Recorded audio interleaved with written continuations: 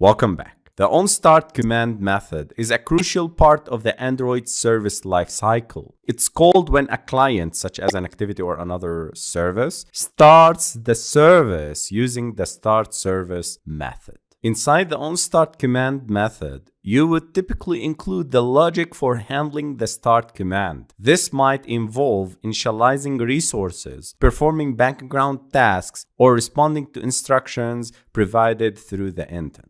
As mentioned in the previous video, this onStartCommand has 3 parameters. The first one is the intent. The intent parameter carries information that might be passed to the service when it is started. This can include data or instructions provided by the component that started the service. Flags, which is of type int. This parameter provides additional information about how the service was started. It is a bit mask that can be used to extract various flags. For example, you can check if the service was started with start flag redelivery or start flag retry or other flags. The start ID, which is an int, this is an identifier for the specific instance of the service. Each time the service is started, this ID is incremented. It can be used to identify and manage the different start requests. Now let's add the logic for our onStartCommand. Here, I start with media player equals to media player.create. Here, I'm going to initialize and create an instance of the media player that is responsible for playing the audio of the default ringtone of the device. The first parameter is this, which is the context, and the second parameter is the audio file that we are going to play.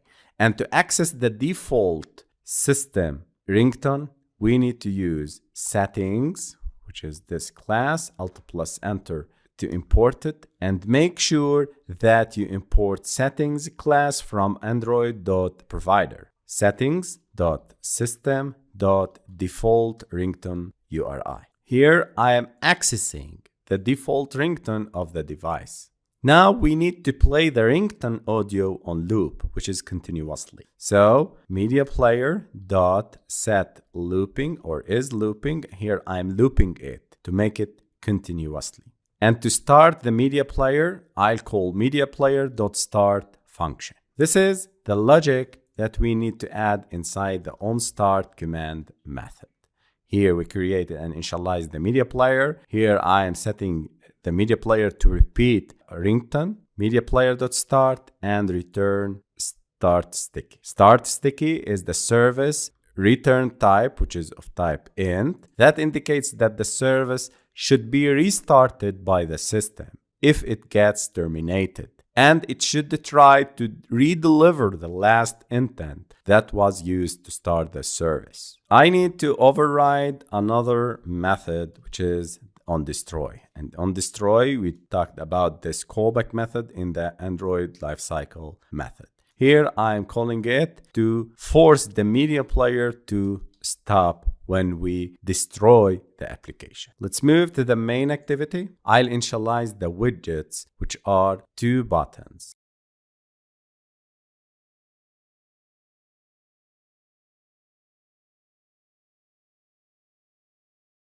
Let's handle the click events on these buttons. Set on click listener, and here I need to start the service. I'll start with var start intent equals to intent, and here I need to pass the parameters, the application context, and here I need to specify the custom service, my service.kt file. This is the class that I should start. This is the service that I should start.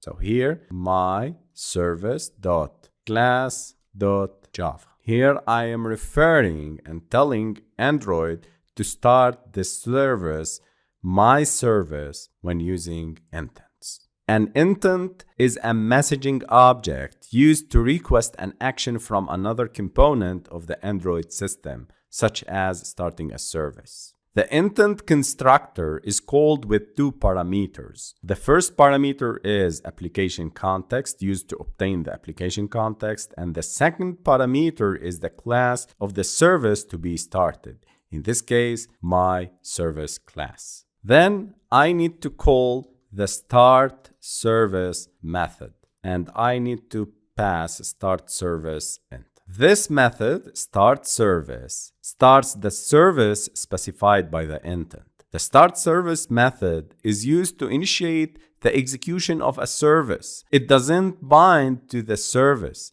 Instead, it sends a command to the service to perform some operation.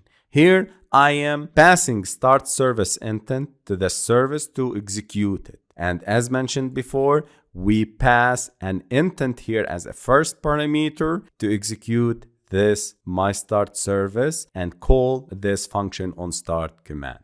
So whenever you call the startService and pass the intent, the onStartCommand method will be executed and execute the logic inside it.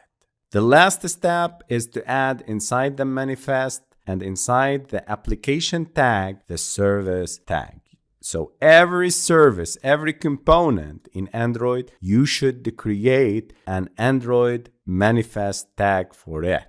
If, for example, if you are creating an activity, you should create an activity tag. If you are creating a service like this, we need to create a service tag and specify it here in our Android manifest.xml file. Don't miss, whenever you create any service, to add the service tag and you specify your service here in the Android manifest file. Run the application. Again, guys, if you encounter this error, I told you how to solve it, and please refer to the first sections on how to fix Android Studio errors. Change it to 34 and here to 34. Sync now and run again.